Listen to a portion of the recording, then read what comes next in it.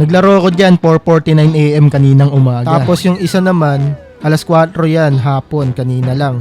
Bale, 4:32. Pakita ko muna yung kaninang umaga. Ayun o, patunay. 4:44 ng umaga yan kanina lang. Solo RG lang ako dyan guys ha. Nag-effort ako sa video na to boy. Gumising pa ako madaling araw. Baka naman papalaw sa mga hindi pa nakapalaw dyan. Okay. Kaya ginawa ko tong video na to para ipagkumpara yung mga player sa umaga at saka sa hapon. Tignan mo naman no. Umpisa pa lang, wala pang isang minuto, may first blood na agad. Tapos dito, bumibelo pa yung Kaguro, pe-flame shot yan.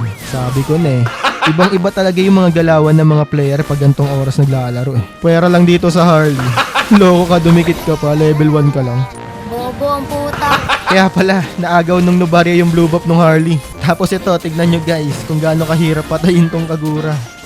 Diba low na siya, pero tingnan mo naman, ang hirap pang patayin.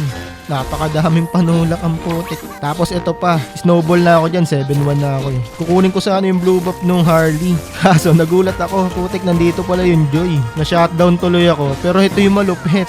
3 versus 1 laban sa Benedetta. Tingnan mo naman kung paano magsigalawan yung mga yan. Parang sa MPL Kaso umepal yung Kagura. Baka sabihin nyo napaka-OA ko. Baka sabihin pa ng iba dyan, normal na galaw lang naman yan Try nyo maglaro ng madaling araw boy. Utek, sobrang daming malulupit maglaro. Oo, meron pa rin naman mga dark system. Pero possible, binubuhat na lang yan ng mga palo. Ako lang ba? Pero kasi ginaganahan ako maglaro kapag mga palo rin yung kalaban Parang lumalabas yung liyab sa dibdib ko boy.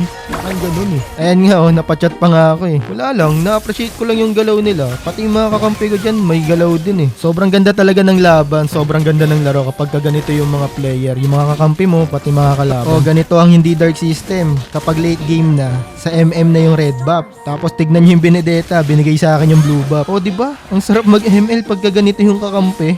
Tapos ito, panoorin nyo guys kung anong gagawin namin ng Benedetta. Dalawa na lang kasi kami natira dito Kasi naubos yung mga kakampi namin. Panoorin nyo kung paano kami magtulungan dyan boy. Ito yung masarap kasama, hindi nang iiwan. Tingnan mo, kahit low na yan, papalag pa rin yan. Ito ang Joy, hindi na gumalaw Alam niya na yung mangyayari sa kanya Dalawa lang kaming umubos sa kanilang 5 diba? Napakasimple lang ng laro na to. Basta maayos lang yung kakampi mo. Shoutout dito sa Kagura. Napachat po. Dito naman tayo sa second game. Ito yung game nung alas 4 kaninang hapon. Solo AG ulit ako dyan Ayan, ganitong oras na naglalaro yung mga demonyo. Ayan auto lock, Rome Hellcourt. Diba? Napaka-demonyo. Nag-roam Hellcourt pero hindi nag-i-invade. Tapos ito pa yung malala. Tingnan nyo yung gagawin niya sa farm. King ina pinetrify mo. Gago ka ba? Tapos isa pa to, yung set yan.